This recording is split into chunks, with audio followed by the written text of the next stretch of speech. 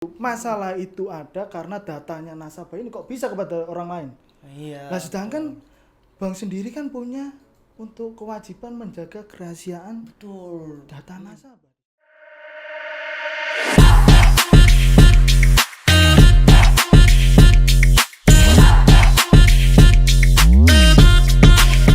Hubungilah si korban itu tadi untuk minta transfer dengan alasan kecelakaan, dengan alasan ada masalah ini sehingga mau transfer di situ.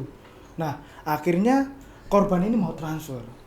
Nah, cuman yang sekarang ini sangat marak, contohnya yang kasus saya tangani, Mas. Boleh nggak nyebut nama? Boleh. Inisialnya boleh. Oh, Inisialnya boleh. Karena Yohanes, Mas Mahendra nih advokat yang malang melintang. Betul. Gitu, apalagi khususnya di perbankan. Kita kasih inisial bukan? Kita kasih inisial ya. Case by case kan Case soalnya by case, gitu. Jadi supaya ada gambar untuk masyarakat yang lain gitu. Iya. Jadi anggap saja istilahnya Bank ABCD gitu. Oke, Bank siap. ABCD, ya.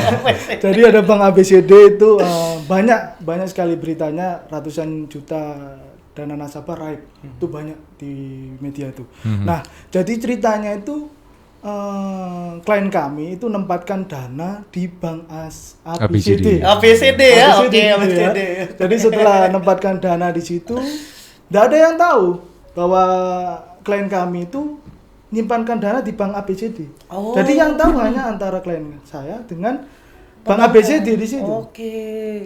Nah, kemudian beberapa waktu kemudian itu ada yang menghubungi, bilang kalau ini dari Bank ABCD. Mau untuk konfirmasi gambaran umumnya itu, untuk konfirmasi di situ, dan tahu bahwa klien kami berada sebagai nasabah di Bank ABCD di situ. Oh, dari mana tahunya? Dari mana gitu tahunya ya? di situ loh. Oke. Terus akhirnya singkat cerita dimintalah mengklik sesuatu di situ. Nah, setelah itu dikliklah di situ. Tiba-tiba dana itu 392 juta.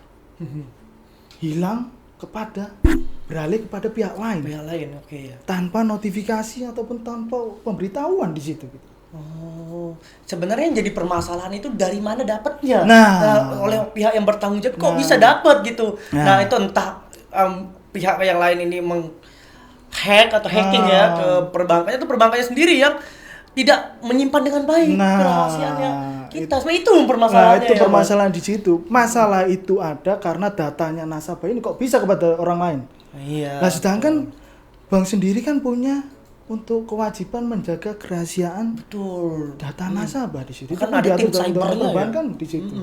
Nah, yang membuat kami kecewa ketika kita konfirmasi ke Bank ABCD ini tadi, dari sana tidak ada tanggung jawab, bahkan melepas tanggung jawab dan menyampaikan bahwa itu kesalahan dari nasabah.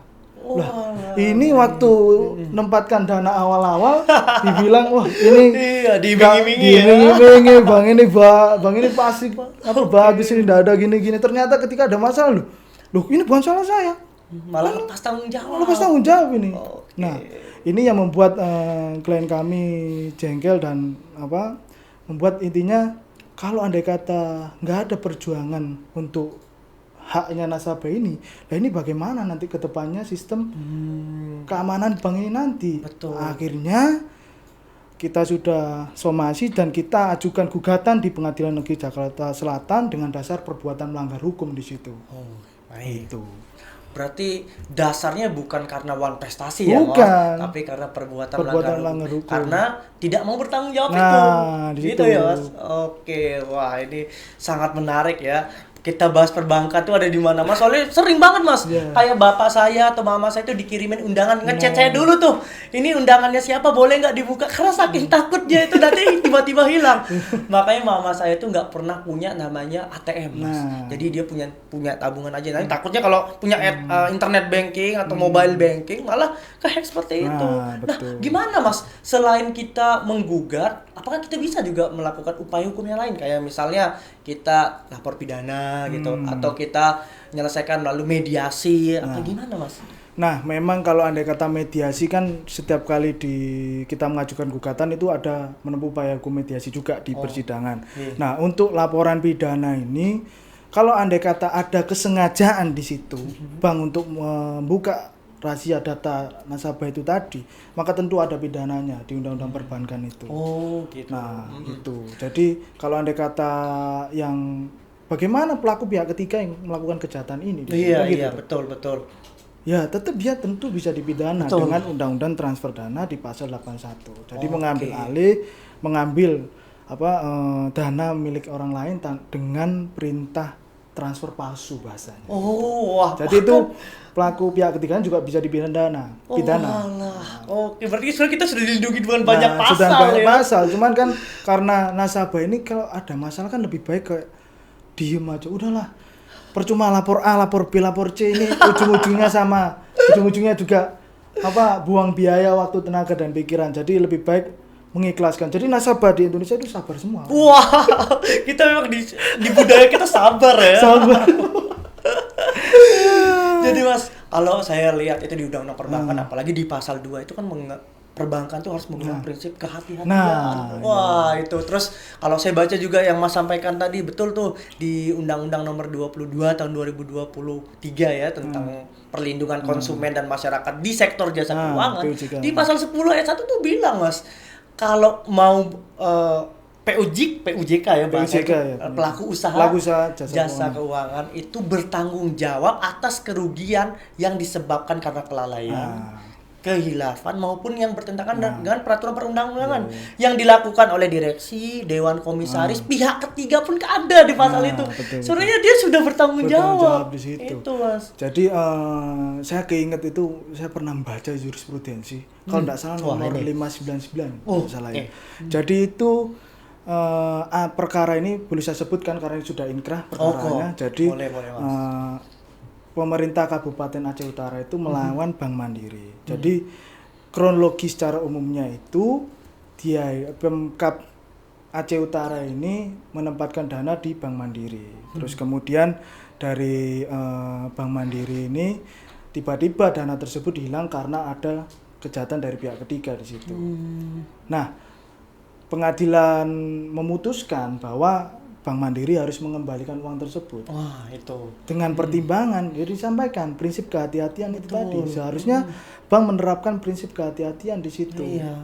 Terus kemudian bahwa terkait hilangnya dana nasabah karena adanya pembobolan rekening itu tanggung jawab dari bank di situ. Wah, harus tanggung jawab bank ya, bukan tanggung jawab nasabah. Wah, itu sebenarnya. Bicara soal prinsip kehati-hatian ini kan seharusnya kan bagaimana bank ini dalam melakukan tugasnya menghimpun ataupun menyalurkan dana harus dengan hati-hati. Betul. Gitu. Itu prinsip utamanya. Itu utamanya untuk mencegah adanya tindakan pidana dari sektor perbankan atau apapun. Sebenarnya itu harus pakai prinsip kehati-hatian. Gitu. Bayangkan kalau kita bicara sama advokat ini bahasnya jurisprudensi.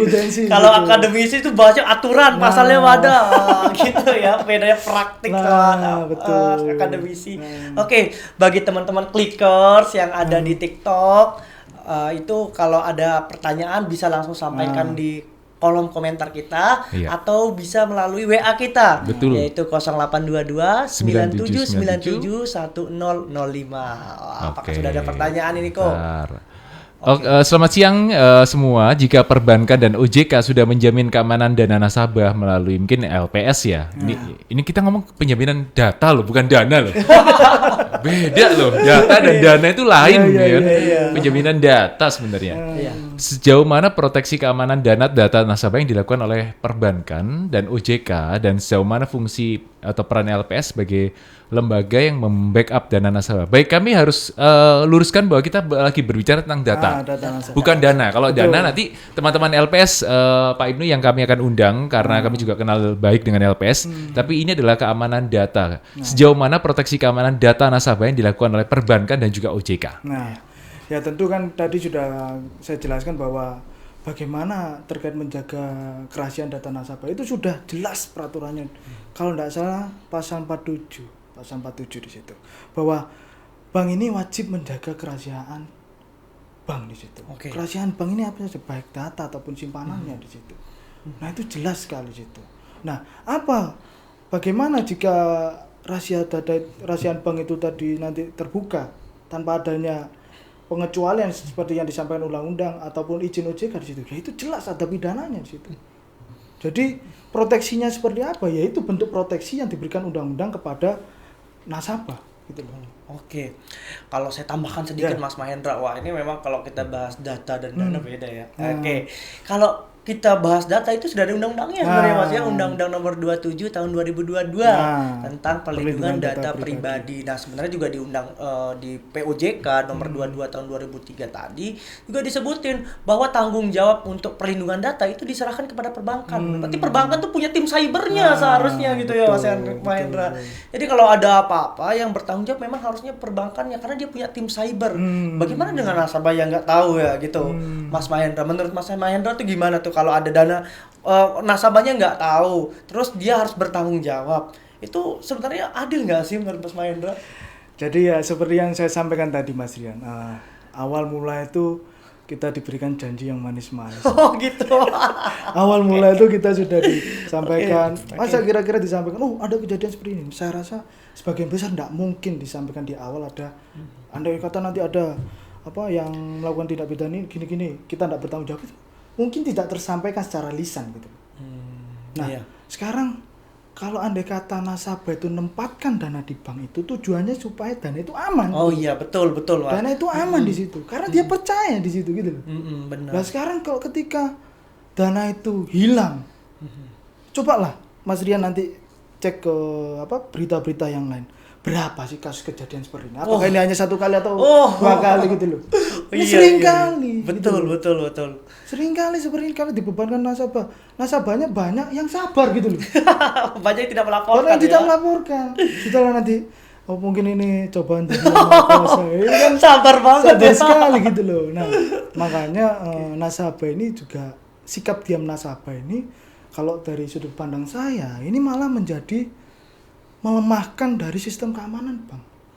Yang kedua membuat kejahatan bank ini merajalela malahan karena sikap diam nasabah di situ. Tidak mau dia memperjuangkan haknya, tidak mau melakukan upaya hukum. Betul. Sehingga ya sudah kalau ada kejadian seperti ini ya dianggap oh ya sudah gitu loh.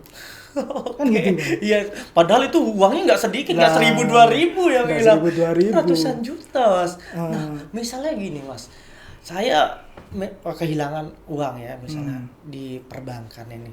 Nah perbankannya ya kita melakukan upaya hukum. Nah di dalam upaya hukum itu kan ada yang material dengan imaterial. Tapi kalau sepemahaman saya kalau kita one prestasi itu hanya material aja. Tapi kalau perbuatan melanggar hukum itu ada yang imaterial. Kita melakukan untuk minta ganti rugi gitu loh.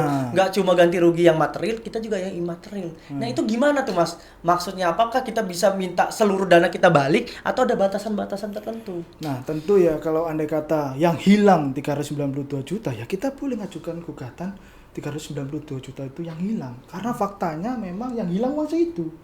Nah kalau andai kata nanti ada kerugian imaterial di situ bicara soal andai kata karena bicara soal moral dari itu toh kerugian moral dari nasabah itu sendiri boleh nanti dimasukkan dalam gugatan kita tapi nanti yang memutuskan semuanya adalah majelis hakim di situ.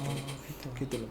Oke, waktu Mas Mahendra yang di Aceh sana, waktu kata case di Aceh, Jurisprudensi. Jurisprudensi yang sudah ingkrah ya, teman-teman yang udah ingkrah. ingkrah. Nah itu Mas, dia kabulin semua nggak kerugian nasabah tuh? Misalnya saya kerugiannya 500 juta, tapi yang dikabulin cuma 250, nah itu gimana Mas? Nah itu secara saya lihat itu di putusannya memang yang di sekitar 200 miliar kalau nggak salah itu di situ 200 miliar. ya memang yang hilang itu angka segitu dan memang dikembalikan segitu. Oh dikembalikan 200 miliar. Nah itu putusannya seperti itu. Oke. Nah terkait pelaksanaannya kami belum cek juga di situ. Cuman kalau secara putusannya dari itu putusan Mahkamah Agung ya inkrahnya sampai seperti itu. Kita hanya membahas putusannya aja Mas. Putusannya- Eksekusinya nggak tahu ya. eksekusinya tidak tahu kita ya kan. Nah, Oke, berarti Ya, bisa dikabulin seluruhnya bisa ya Mas. tergantung dari pertimbangan majelis hakimnya seperti apa. Sepanjang kita bisa membuktikan kan, ya tidak ada alasan bagi hakim untuk menolak di situ.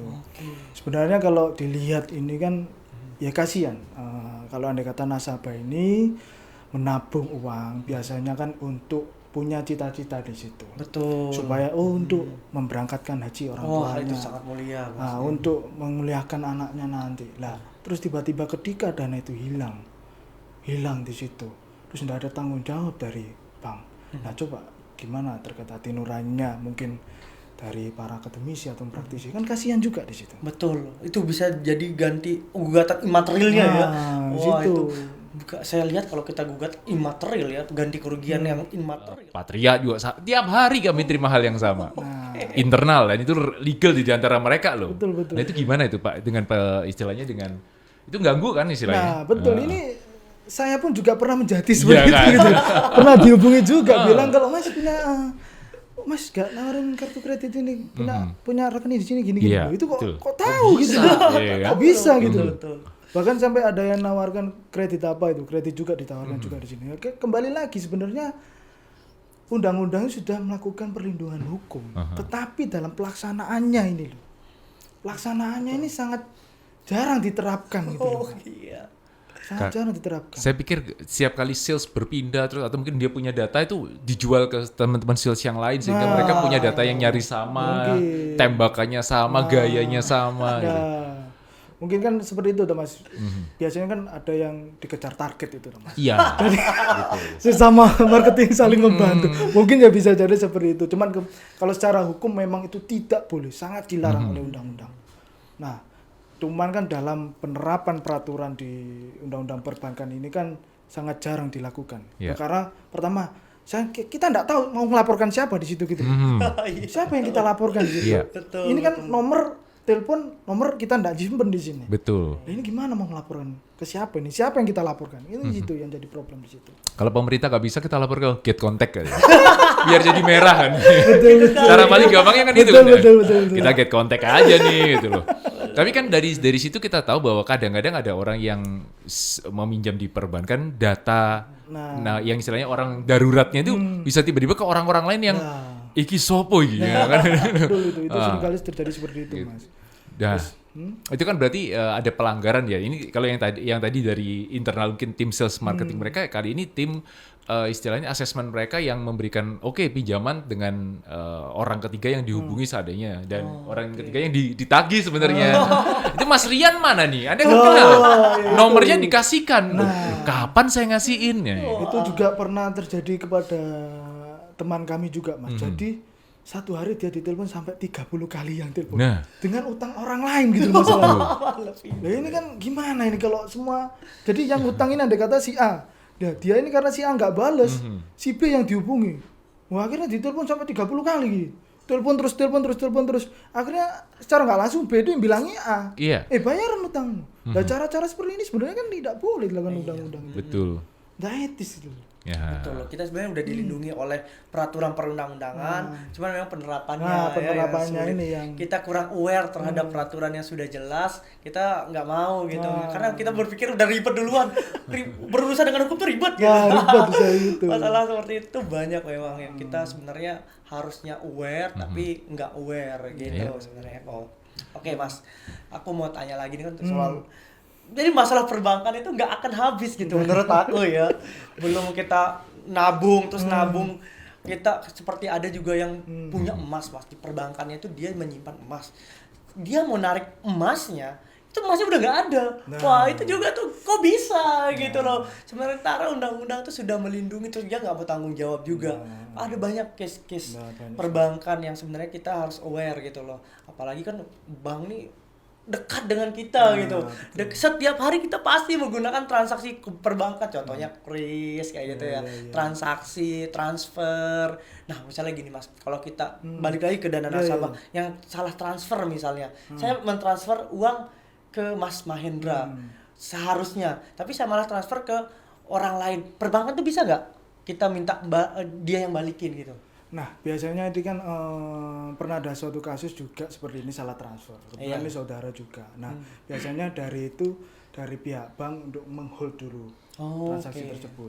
Nah, nanti beberapa waktu kemudian akan dikembalikan. Cuma enggak langsung hari itu juga biasanya. Tapi bisa perlu ada dari pihak. Kalau yang saya kemarin memang dari yang menerima transfer yang salah itu mau bantu juga. Mau bantu juga gitu. Akhirnya juga mau membalikan. Gitu. Seandainya kalau nggak mau gimana, Mas? Nah, ini juga kita gugat siapa deh? Makanya ini kan juga jadi polemik di situ kan gitu. Kalau salah transfer gimana? Kalau yang terima itu jujur ya dikembalikan gitu. Oh iya, kalau Kalau yang terima ini rezeki nih dari Tuhan. Nah, itu sering Udah tuh. ngelamun terus dapat uang. Oh, ini rezeki dari Tuhan nih. Menurut doa saya nih. Nah, ini doa itu biasanya ada pernah kejadian memang dari bank memang bisa menghold uang itu sampai beberapa waktu akhirnya dikembalikan lagi di situ. Ada pembatalan transaksi namanya kalau nggak salah. Oh, pembatalan transaksi berarti sebenarnya bank Harus juga. dahulu di banknya, bukan di ATM-nya. Oh gitu. Oke, kita bahas Nah. perbankan tadi soal pembuktian, Mas. Pembuktian, nah. Misalnya kayak tadi kita salah transfer atau kasus yang bank ABCD itu, beban pembuktian tuh ada di siapa sih, Mas? Nah, ini kan Mas Rian mungkin tahu bahwa barang siapa yang mendalilkan itu dia wajib membuktikan. Oh iya, betul. Nah, kalau Anda kata ada di bank ABCD tadi kan klien kami nyatakan bahwa dana itu beralih di situ dan nyatakan bahwa sebagai nasabah di situ. Ya tentu kita membuktikan dengan adanya mutasi rekening di situ. Kemudian ada kartu kredit ataupun buku tabungan yang nyatakan bahwa klien kami memang benar di bank ABCD tadi. ABCD tadi, oke. Nah, terus kemudian kalau andai kata Bank ABCD nyatakan bahwa ada kejahatan dari pihak ketiga, ya tentu itu beban pembuktiannya pada dia. Oh, dia Iya, dalilkan betul, seperti itu. Betul, seperti Silakan itu, Mas, buktikan seperti itu. Gitu. Gitu. Nah, itu yang menarik, Mas. Hmm. Kita misalnya ada pihak ketiga yang melakukan scam, kita minta tanggung jawab ke bank bilang ini pihak ketiga, harusnya dia yang Nah, membuktikan. harusnya Dia karena membuktikan. dia yang mendalilkan. Nah, dia Padahal kita mendalilkan. pernah mendalilkan ini pihak ketiga gitu kan. Nah, Kita mendalilkan iya. kan perbankannya. Perbankannya. Jadi dia seharusnya yang wajib membuktikan di situ gitu loh. Gitu Mas. Jadi beban pembuktiannya ya tetap pakai hukum acara itu, asas hukum acara itu, bahwa barang siapa yang mendalilkan maka dia wajib membuktikan di situ. Oke, ya itu sering kan kita juga bingung, Mas. Kita mau kasih pembuktian tapi data kita di bank. Nah. Itu banknya bilang pihak ketiga, kenapa kita yang buktiin? Nah, itu sering kali dari kebingungan. Oke. Ada pertanyaan nih. Oh, Selamat gitu. siang Pak dosen, saya pendengar setia talk show hukum nih sama Dusta Sarotama. Beberapa episode yang lalu saya ingat narasumber Prof. Indrati bilang ketika kita menandatangani sesuatu kita harus membaca detail keterangan apa yang kita tanda tangani. Tapi cili-cili biasanya. Itu ya. Mata saya udah lamur gak gitu. Apakah ketika kita akan membuat rekening baru ada penjelasan detail tentang seberapa jauh data kita dilindungi? Ini seru. Seru itu. Ini jadi gini, biasanya kan kita kalau buka rekening selalu disodori dengan SKU. Betul. Syarat dan ketentuan umum. Betul. Kira-kira kalau Mas Rian nih dulu pernah punya pengalaman enggak disodorkan SKU? Dijelaskan satu. Nggak pernah ada tangan. Pernah enggak? Mungkin Mas Yohanes ada. Mana mungkin. Dijelaskan satu-satu. Mas nanti kayak gini jelaskan satu. Mana Wah, itu jadi dua mungkin. SKS itu. Nah, itu jadi enggak mungkin dijelaskan secara keseluruhan. Sehingga ada namanya klausula baku di situ. Oke, Biasanya ada bahwa apabila terjadi seperti ABCD, maka bank tidak akan tanggung jawab di sini. Nah, itu salah satu bentuk klausula baku di pasal 18 di situ Undang-Undang Perlindungan Konsumen. Oke. Bahwa pengalihan tanggung jawab dari kepada konsumen dalam artian pengalihan tanggung jawab sebenarnya pelaku usaha yang tanggung jawab itu tidak boleh. Oke. Jadi pengalihan tanggung jawab itu termasuk klausula baku pengalihan tanggung jawab di situ. Oke. Dan itu bagaimana terkait SKU tadi? Tentu di pasal di ayat 2-nya kalau nggak ayat 3 ini batal demi hukum terkait itu. Oh iya, klausul Klausula baku. kabaku yang pengalihan tanggung jawab seperti kayak kehilangan motor bukan tanggung jawab saya. Wah, itu ya. Sering kali kayak gitu. Berarti kalau di perbankan kalau uangnya hilang bukan tanggung jawab saya. Nah, kalau semua kayak gitu kan juga repot. Jadi sampai ada yang menyatakan bahwa kalau semua bank ini suruh tanggung jawab atas adanya kejahatan pihak ketiga, terus kemudian adanya kelalaian ini, ya semua nggak ada yang mau buka jasa bank di situ. Dalam artian membuka bank di situ. Ya kita kembalikan lagi. Kalau andai kata sekarang dari sudut pandang nasabah ya, kita sampaikan bahwa kalau andai kata bank semua sering kali terjadi kelalaian, kelemahan sistem keamanannya, terus kemudian banyak kejahatan perbankan merajalela, ya lebih baik nasabah ini menyimpan dengan cara kuno gitu. Dibantal. Bahasanya berarti lebih baik menyimpan di bawah bantal daripada di bank. Betul. Karena seperti itu. Jadi sudut pandang seperti itu sebenarnya tidak boleh. Kalau andai kata harusnya fair gitu loh. Kalau memang ada kelalaian ya sudah, tanggung jawab. Betul. Bahkan itu juga bisa memperbaiki citranya juga. Betul, sepakat itu, Mas. Bank ini ternyata tanggung jawab. Satu-satunya bank yang tanggung jawab di sini. wah itu keren ini. Mm-mm. Nah sejauh ini saya masih belum menemukan gitu loh.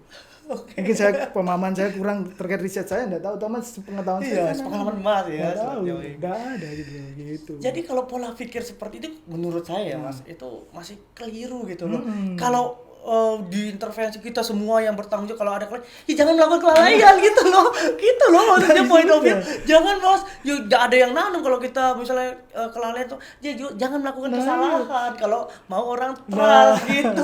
Itu harus point of view-nya. Sebenarnya kan dia harusnya kan dengan adanya apa gugatan ataupun upaya perjuangan hak dari nasabah ini sebagai koreksi dari internal mereka bener, sebenarnya gitu. betul, Supaya betul. kedepannya tidak jadi seperti ini. Benar. Kalau hanya menyampaikan, uang saya hilang, hanya terdengar dari satu bank itu saja. Pusatnya mungkin tidak dengar gitu. Nah, betul. Nah, mungkin itu sebagai upaya koreksi juga di situ supaya kedepannya tidak mengulangi lagi gitu loh. Betul, sebenarnya tujuan gugatan kita tuh bukan kita sebenarnya kalau dananya memang banyak, cuman ya udah tapi biar nggak Nah, melakukan kesalahan terus itu. gitu loh. Ini Nggak loh hanya ada soal fleksi. nominal di situ gitu Betul. loh. Nggak soal nominal, itu sangat berbahaya kalau kita sudah bahas nominal Nah, tapi moralnya nggak ada. Nah, sebenarnya nilai-nilai dari perjuangan itu yang supaya nasabah yang lain itu berani memperjuangkan haknya gitu. Betul. Jangan sampai ketika ada masalah ini, oh ya sudahlah nanti biar Tuhan yang membalas. Ya memang nanti Tuhan akan yang membalas. Cuman kan kita perlu ada upaya untuk memperjuangkan hak kita supaya nanti kedepannya bank ini jauh lebih baik lagi dan kejahatan perbankan ini jadi nggak bisa merajalela lagi gitu. Betul. Supaya meminimalisir lah. Iya, minimal risiko ya Mas. Iya. Nah tapi kita kalau lihat ya kita udah dari sisi nasabah ya udah banyak banget.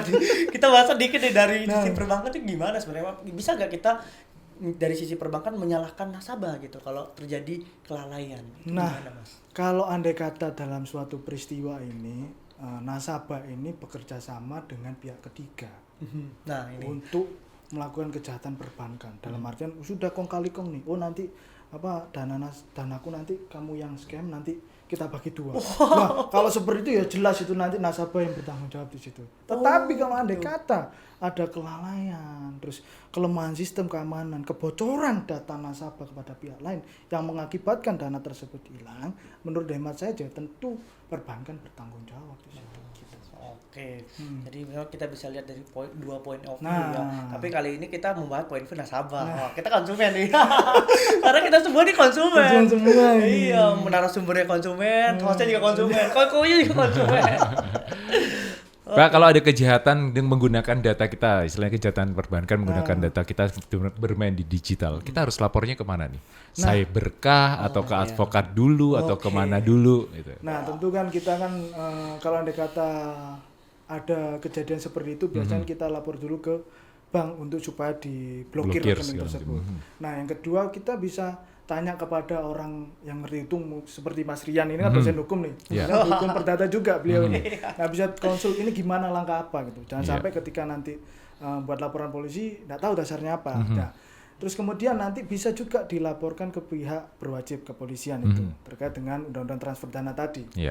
Nah, di situ nanti dengan memberikan bukti-buktinya apa saja, buktinya peralihannya, terus kemudian bukti dihubungannya, terus bukti link yang untuk dipencet itu tadi. Iya. Nah, dari dasar itu nanti bisa dijadikan laporan pidana. Tapi saya jamin nanti selesainya kapan. Oh gitu ya, kalau pidana. Biasanya juga ada upaya gugatan perbuatan melanggar hukum kepada bank yang seperti kita lakukan. Jadi mekanisme-mekanisme ini yang bisa dilakukan juga pada nasabah itu tadi. Jadi konsultasi hukum aja misalnya kita ke Universitas Narotama Ah, misalnya. Ya kan mereka juga ada LBH kan di sana Betul, itu iya, kita ada. tanya dulu gimana Ada. apakah hari yang harus kita langkah apa yang harus kita Nah, lakukan nih betul, untuk betul. itu gitu. Ada pertanyaan, jika ada kehilangan uang di bank, apakah lebih baik kita buat laporan polisi atau gugat perdata? Ini mungkin kehilangan di rekening nih mendadak hilang atau mendadak ada transferan yang dia tidak meng-ACC tapi ternyata ditransferkan, ini ke polisi kah atau gugat perdata? Nah, memang ini kan dua-duanya bisa dijalankan bersama. Oh, bisa, Cos. Bersamaan. Nggak ada apa keharusan harus di sini. Memang nggak ada peraturan seperti itu, Mas. Cuman bisa juga mau pidana dulu, bisa juga mau perdata dulu, bisa juga bersamaan. Jadi kalau andai kata nanti, oh boleh lapor ya, boleh silakan lapor di situ. Nah nanti bisa gugat terkait perbankan di situ, bisa juga. Jadi upaya hukum ini terserah mau nasabah milih yang mana. Cuman kalau andai kata di gugatan itu, karena kan lebih cepat. Iya. Lebih cepat. Kalau di kepolisian itu tentu mencari bukti-bukti, mencari pelaku dan lain itu Butuh proses butuh lah ya. proses yang lama gitu. Betul. Oke, berarti sarannya hukum perdata. Ya, gugat perdata. Bisa jalan bersamaan. Bisa jalan Cuman kalau bersamaan untuk juga. butuh yang lebih cepat memang perdata kan jauh lebih cepat gitu ya. Gitu. Ada lagi kok pertanyaan? So far masih itu, jadi masih belum ada lagi pertanyaan-pertanyaan tambahan. Udah banyak yang memberikan apresiasi sebenarnya. Wah. Cuman memang kalau kita ngomong data ini kan memang kayak hal gini. Saya baca cerita dan baca buku tentang hacker, Pak. Jadi ketika dia di Amerika dan di Eropa kebocoran data itu muncul di perbankan, itu satu negara itu gupuh, Pak. Sementara ketika Bjorka bilang saya punya data, orang Indonesia, oh iya, terus kenapa? Ya, kayak di sini tuh kayak nggak ada harganya gitu loh. Iya kan Bjorka sampai ya terus gimana ini dia kalau di Amerika kan pasti kan gupuh kan. Satu state tuh bisa langsung tiba-tiba polisi digitalnya bisa muncul kemana-mana untuk menyelidiki ini. Lalu ini biasa sih. Ya udah biasa, KTP ditinggal-tinggal di mana biasa. Ya kan fotokopi KTP itu telecehan di sampah-sampahnya Indomaret itu banyak tuh.